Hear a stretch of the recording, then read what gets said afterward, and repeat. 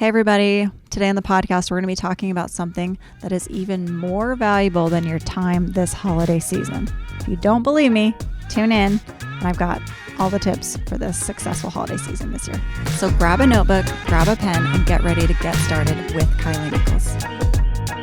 Hey everybody, happy Friday and welcome back to the podcast. I'm Kilee and you are with Kilee Nickels, and today I'm excited to talk more about the holidays and some of the fun and hard things and all the things that happen, especially as a working mom during the holidays. I've been kind of gearing up for Christmas for a while now, and I was just talking with Derek, my producer, about the gifts that I bought the kids, and in some ways, knock on wood, I'm a little bit ahead this year, which is exciting. But I know that there's like all of these things to do that are coming down the pipeline in order to kind of make it the most magical like Thanksgiving and Christmas ever for my kids and myself and our family. And now that I'm 35, I think I've finally been through enough Christmases with a big family and with working that I also know that not only is there a lot of fun and a lot of to-dos coming up, but there's also a pretty big risk for me to be moving into high stress mode, maybe overwhelm and burnout mode, some anxiety, just all the mental health and physical health things that can suffer from a really busy, fun, eventful time. I mean, when I think about all the things that we do as moms for Christmas, it's literally like a full-time second job just to like plan the meals and get all the gifts and plan the gifts and shop for the best deals and wrap them and decorating the house. And I mean, it can be a big production, a big undertaking, and I totally love it. There's so many things about it I love, but I also don't love it as much when I don't feel good or I feel exhausted or I'm a little bit sick or whatever that looks like, when I start kind of feeling the effects of my own craziness and the things that I've bitten off. So I wanted to talk today a little bit about managing stress during the holidays. Some of it could be holiday-induced stress, and others could just be, what does it look like for life to be stressful, and how do you manage that? I heard recently, or, I've always heard that, like, time is money, and, like, we only have 24 hours in a day, and 365 days in a year, and, like, that, like, time is this, like, the limiting factor on things.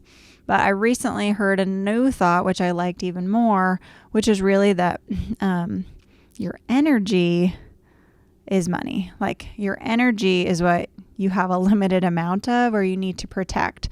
So the way that makes sense to me is, like, if you only have 24 hours in a day, sure, that's true. Or maybe your 12-hour waking hours. But if you run out of energy, if you run yourself down, if you don't have the energy or the motivation, then it doesn't matter how much time you have. You're just not going to be accomplishing things or feeling your best or really doing anything. You can have a lot of time and no energy and you are just kaput. So, and my personality is like, go, go, go. I like to get things done, and I like to measure my worth by how much I get done. So I purposefully pack my life pretty full.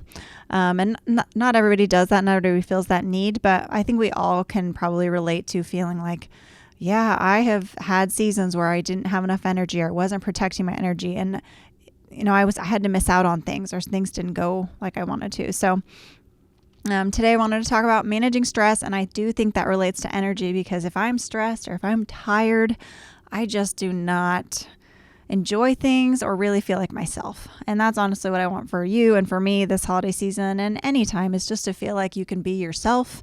You can really be present. You can enjoy the moment. And I mean, we're putting all of these great presents and moments and all these things together. Like, we should definitely be able to enjoy them, have good memories from it, and like be fully there, instead of maybe we want to be able to remember it because we didn't get enough sleep. So, yeah, like I said before, I tend to do all the things during the holiday season. I'm the oldest of 5, and so I tend to kind of, over the last couple of years, like, have taken on a lot of the, like, get the family together or like host the family things, and I love it. But I host things. I plan meals for family and for things. I do most of the gift shopping in my house. I love gifts. Gifts are my love language, so I love shopping for gifts and thinking about it. But when you have gifts for 5 kids to buy and a husband and employees or friends or extended family, then of course it all still adds up. And then you have to wrap them. Not my thing. I really don't like wrapping. But the house decorations, Christmas cards, trying to find some time to do some service and feel like you are, trying to help those that are less fortunate. There's all the parties. And as a working mom, the rest of life doesn't stop. Like work continues. So you're still just as busy during the day, and then maybe things amp up even more because you have holiday parties to plan or to attend, or holiday things you need to do for clients, or whatever that looks like. So the needs and the possibilities of what you can do is just exponential. And when I do all of those things, I tend to spend all my time doing it and kind of maybe undervalue my time and my energy. And so I run out. I do a pretty bad job of managing my stress and my energy. I'll get overwhelmed. I'll get burned out. So 2 examples that I've noticed in the last couple of years. A few years ago, we hosted family for Christmas, and extended family came in, and I was really excited. It was really nice to be with people, but I didn't really think about the stress that would add of hosting and having people in my home, because then I feel like I need to be on all the time, and I didn't have a minute to recharge as an introvert, right? Because there's always people around, and I was staying up way too late talking with family and swapping stories and laughing, and then having to get up in the morning and still do everything else during the day. So I just didn't manage it well. And I just remember feeling so tired and like at the verge of tears, and just, oh my gosh, Christmas Eve, staying up so late to wrap presents. And it just was not as enjoyable as I thought it was going to be, because I was just exhausted. Another year I had a speaking event I got invited to go do during the holidays. And, I remember having the hardest time putting together my thoughts for that event. I had time, but I just didn't have the energy or the motivation or the clarity of thought to actually put together what I wanted to say. I was really burnt out. I was really tired. I was really stressed about a lot of other things, and that made it so I was pretty paralyzed when I tried to sit down and create something.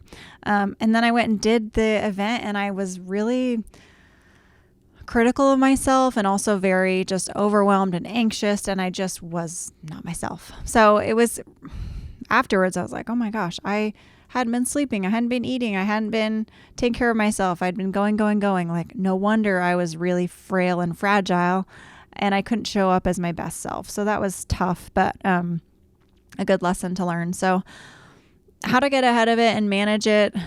I mean, the easy answer that you're probably all thinking is like, well, just don't do it all, Kilee. And yes, that's part of it. But I think for me, it's been helpful to try and just get to know myself. Like, what are the signs for me that I'm getting burned out or I'm stressed? So for me, that could look like being super short with my family members. Like, things set me off really fast. If I feel like very unmotivated, like it's really hard to get out of bed in the morning, because I'm dreading the day, then that's a sign to me that like, something's a little off. Anxiety about everything, like things making me more fearful or more just overwhelmed than they typically would. So like moving into overwhelm really quickly. And then like, I'm not a crier. And so if I like sense myself like getting like upset pretty easily or like on the verge of tears, then I know that like something's pretty off inside me. So those are some of my signs that I need to probably take a step back and reassess how I'm using my energy and my time. So for me, some ideas for how to reset or keep those things in balance. Really simple ones is just to make sure you're eating and you're drinking. It's so easy when you get busy to throw out all those like everyday necessities of living. Like, I just discount how important it is to eat lunch constantly, or I discount how important it is to stay hydrated, because I can keep going, but those things really add up. So eating and drinking, don't skip meals, set yourself up for success. Make sure you're just doing that form of self-care, which is pretty obvious, but also something that's pretty easy to just throw away. So trying to just eat a little bit consistently, healthy things, not just candy or holiday cookies. That kind of intake is a real quick way to start feeling terrible. Exercise, another super simple one. I can be pretty inconsistent with exercise, especially when my to-do list gets really long. I would much rather check things off my to-do list than have a consistent exercise slot. But lately I've been looking at exercise in a little bit of a different way, and I'm excited to see if I can continue this. And it really is purely for stress management, and it's like the most simple way possible that I can exercise. So I've talked on the podcast a lot about the 7-minute workout app that I do. I believe it's called Workout Women, but it's 7 minutes, and it's kind of they give you an everyday workout you can do, and it's just full body, 7 different exercises 7 minutes of exercises that can just get your blood moving and just get you going. And it can be with weights, and it can be squats and things. So it feels like it's a full body workout to me. So I've been doing that every morning, and I've said it before, but like 7 minutes sounds so easy. It's not even 10 minutes. So it's just the easiest way to get your workout clothes on and get your body moving a little bit. And sometimes that's enough, but usually I have found that, okay, now I'm warmed up. I think maybe I could go outside and go for a run around the block. So I'll do a jog around the block. Our block is about a mile. And so that, depending on how fast I'm going, could look like 10 to 15 more minutes of moving my body. And I'll walk, I'll run, I'll jog, but the exciting thing to me that's important is that I'm listening to music and I'm getting my heart rate up, and I literally think about like pumping out the stress from like my muscles, from my inside my arteries and my veins. Like I am just trying to pump blood fast and like strengthen my heart muscle. And that's like, I can do that for 1 mile. So it looks like 7 minutes of full body, little like get yourself moving, and then about 11, 12, 13 minutes of just trying to get some activity going. And it's really been helping. I feel like if the goal is to reduce stress, then you just think about that while you're going. Like, I'm going to listen to a song that pumps me up. I'm going to move my body quicker, and I'm going to feel like I got some cardio today. And that feels really good for stress. So maybe try that. Try to think of like the smallest amount of exercise you can do for the biggest result, or like maximum stress impact. A few more ideas. Take some moments to get ahead. So I've said before, I've already bought some of my Christmas presents. I'm sure a lot of people started early this year, but just taking little moments to check off little things. Like during somebody's piano lesson this week, I had 20 minutes and I was like, okay, I can run to Target and I can get stocking stuffers. That's something I'm always super late on. I can just get that right now. Super easy peasy. Check that one off. Maybe if you're shopping for Thanksgiving dinner, think about, are we going to be eating, at least at our house, we eat pretty much the same meal for Thanksgiving and for Christmas, just like change up the meat and maybe a side or two. But buy double of things. Like if you eat olives at both meals, like just buy extra. So you can buy extra at Thanksgiving and then you're good to go at Christmas. So that's kind of nice. Or say, I'm going to bring the same dish this next time, so I'm just going to stock up on the things that I can keep in my pantry. Simplify everything. So recently did a podcast about traditions and how that can really help simplify your life. Go listen to that one. I still really believe in that. Traditions can make things easy for you. Start ordering groceries. I've been ordering groceries since COVID started online. Just I use Instacart or something. But if you haven't done that yet, because it feels like a hurdle, oh my gosh, it makes your life so much easier. So try a grocery delivery service if you haven't done that yet. Give yourself permission to skip some things. Every year, you're maybe in a different season of life, and so it makes sense to do some things and maybe not others. So I'm not doing Christmas cards this year. We got pictures taken. I've posted them online.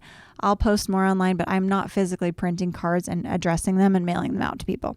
I love when I get them. I love doing it. I did it last year, but this year I've already said, nope, my mental health cannot handle doing Christmas cards this year. There's also like the option of how much do you decorate? I was thinking last night, I don't know if I'm going to decorate the basement this year. Some years I really feel like going all out and I love having Christmas all through the house. This year I may not. So give yourself permission. Maybe don't set up everything you normally do. Just pick what's most important.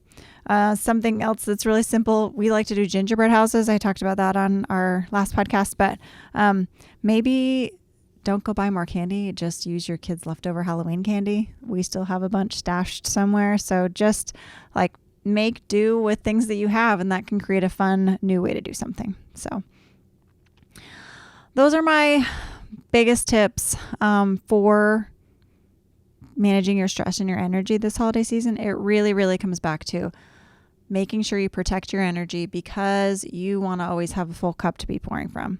It's such a cliche example, but now that I know for myself what it feels like to be on empty, I got nothing. I really have nothing, and I feel pretty useless. And that's not the position I like to be in during the holidays when I'm mom and boss and all these things. So know your signs, know how you're doing. Keep consistent with all those like little healthy basics, and then simplify, and know that this is a season, and next year you can do more or less. So 100% giving you that permission.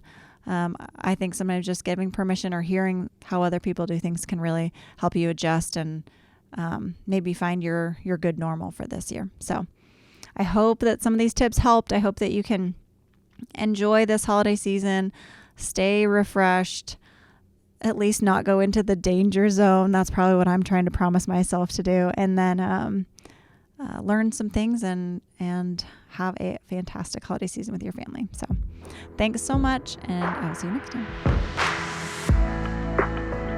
Thanks for listening today to With Kilee Nickels. I hope that today you felt empowered to take one more step towards living the best version of you. Tune in next week for another episode, and in the meantime, you can find us elsewhere on the internet. You can find me on Instagram at Kilee Nickels and at Nickel and Suede. You can also find us at nickelandswade.com. Thanks so much, and I'll see you next time.